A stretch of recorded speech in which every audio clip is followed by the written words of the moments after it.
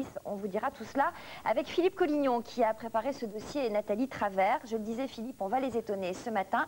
Je voudrais présenter également nos invités, le professeur Bernard Descotes qui est chef du service de chirurgie viscérale du CHU de Limoges et qui va vous expliquer qu'il utilise du miel sur des plaies, de miel qui favoriserait la cicatrisation. Et puis monsieur Michel Ricard qui est lui apiculteur. Il venait à disparaître de la surface du globe. L'homme n'aurait plus que 4 années à vivre. Plus d'abeilles, cela signifie plus de pollinisation, plus d'herbes, plus d'animaux et à terme, plus d'hommes. Alors Philippe, qu'est-ce que c'est que cette histoire? Les abeilles viendraient à disparaître? Bien, les abeilles sont apparues. Alors ce que j'ai appris, moi, je ne savais pas qu'on utilisait le miel dans des hôpitaux, notamment dans le service du professeur Descotes, pour cicatriser. Comment vous l'utilisez? Vous mettez ça directement sur une plaie?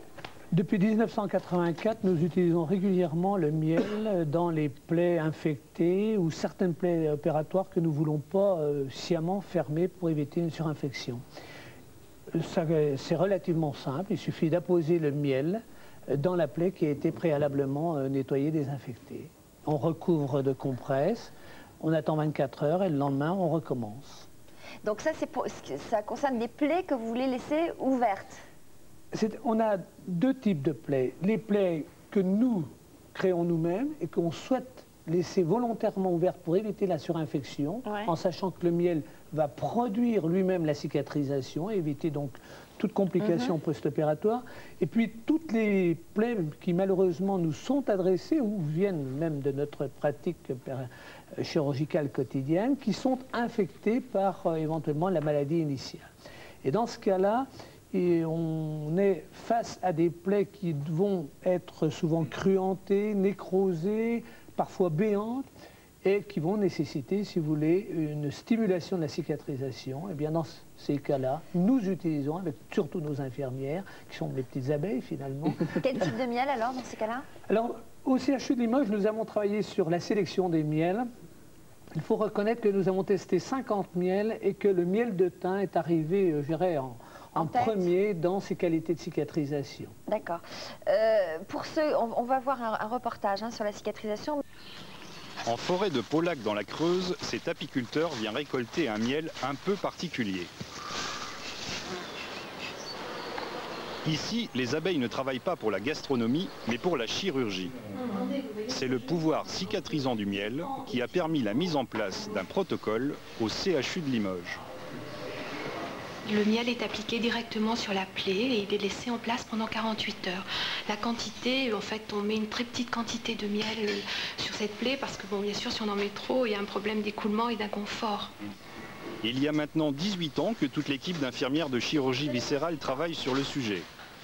Un gros travail de recherche et de publication qui permet aujourd'hui d'affirmer l'efficacité du miel.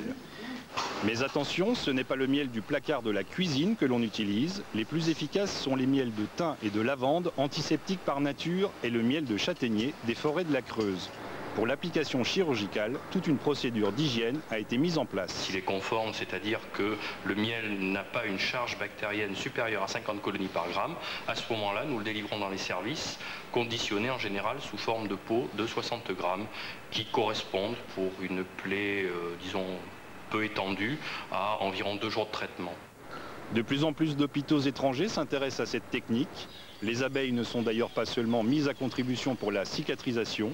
Les recherches actuelles s'orientent vers l'utilisation de leur venin pour le traitement des rhumatismes articulaires. De plus en plus d'hôpitaux étrangers s'inspirent de cette technique, alors nous dit-on. Oui, l'hôpital de Maastricht utilise le miel pour les brûlés. Il y a un autre centre de brûlés également à côté de Genève qui utilise le miel et je crois avec de très très bons résultats. Et c'est vous qui avez été précurseur? Je pense qu'une partie de nos travaux ont transfusé. Alors on disait à la fin de ce reportage qu'on utilisait aussi le venin d'abeille qui aurait d'éventuelles propriétés. Justement, on l'utiliserait pour soulager les rhumatismes, les lombalgies, les mal de dos, les maux de tête et les sciatiques. C'est ce qu'on appelle l'apithérapie ou l'apipuncture. L'apipuncture. L'apipuncture.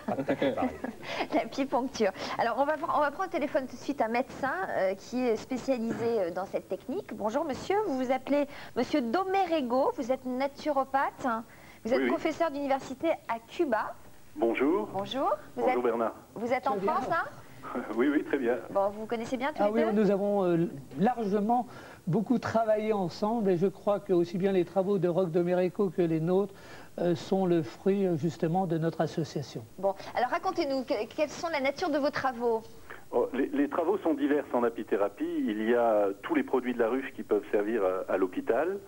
C'est vrai que le plus percutant, comme je dirais, c'est le venin d'abeille qui là travaille à la fois sur la sphère rhumatismale, tous les rhumatismes, mais aussi des pathologies plus lourdes, des maladies plus lourdes, telles que la sclérose en plaques. Mais alors comment vous procédez? Vous prenez une abeille qui pique comme ça directement ou Voilà, alors vous... on utilise l'abeille vivante. Cette abeille va être prise, et piquée à l'endroit d'acupuncture pour faire en sorte que le venin aille directement dans les meilleurs points pour des séances d'acupuncture. Mais il y a d'autres techniques qui utilisent du zoning, c'est-à-dire qu'on va piquer l'endroit douloureux, telle une zone bien spécifique. Mais c'est terriblement douloureux. Alors, c'est pour certaines personnes très douloureux, mais au bout de quelques minutes, la douleur s'en va parce que la douleur du venin est relativement de courte durée. Et par contre, après, l'effet bénéfique est de longue durée. Mais alors, ça veut dire que... Dans l'ancestralité, hein, il y a toujours eu dans l'histoire des traitements comme ça. Charlemagne, Ivan le Terrible, ça s'est traité comme ça déjà. Mais ça veut dire que sur une zone localisée, il faut plusieurs piqûres ou il suffit d'une piqûre pour que ce soit efficace? La plupart du temps, il faut plusieurs piqûres et plusieurs séances. Mais quelques cas particuliers, une piqûre peut suffire. Mais la plupart du temps, il faut 4 à 5 piqûres sur une zone donnée et puis reproduire ça dans le temps. Évidemment, il faut bien vérifier que la personne n'a pas d'allergie. Ouais, il faut bien mettre ça sous un contrôle médical. C'est pour ça que nous le faisons en milieu hospitalier à l'hôpital Calixto Garcia de la Havane. Et comment vous faites pour attraper les abeilles alors? Les abeilles, nous avons deux ruches d'ailleurs sur le toit de l'hôpital et puis les infirmiers ou les médecins qui se forment à ça. C'est pas évident. Oui, vont chercher les abeilles eux-mêmes. Vous avez parlé tout à l'heure de sclérose en plaques. Oui. Vous parviendriez à trouver des traitements efficaces? C'est à l'étude. C'est vraiment, là nous avons 40 cas qui sont suivis à l'hôpital Calixto Garcia, où nous avons des améliorations sensibles dans certains cas de sclérose, parce qu'en fait on dit sclérose, mais il y a différentes scléroses, on pourrait dire. D'ailleurs au Japon, la pathologie n'est pas définie de la même manière. Et dans certains cas, nous avons des améliorations sensibles. L'étude est en cours, mais les résultats sont intéressants. D'accord. Merci en tout cas d'être intervenu. J'imagine que les recherches continuent dans ce domaine et qu'il reste encore des tas de choses à...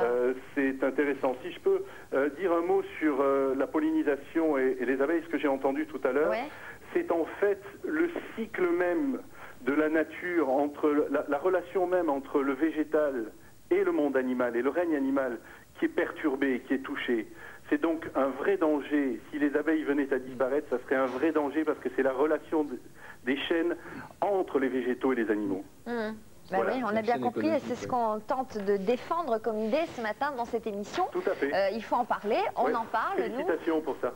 Merci beaucoup. Au revoir, merci d'avoir appelé. Philippe, vous voulez... Oui, le professeur Domérico a sorti un ouvrage d'ailleurs, si vous voulez en savoir plus, l'apithérapie, médecine des abeilles aux éditions Améris. Voilà.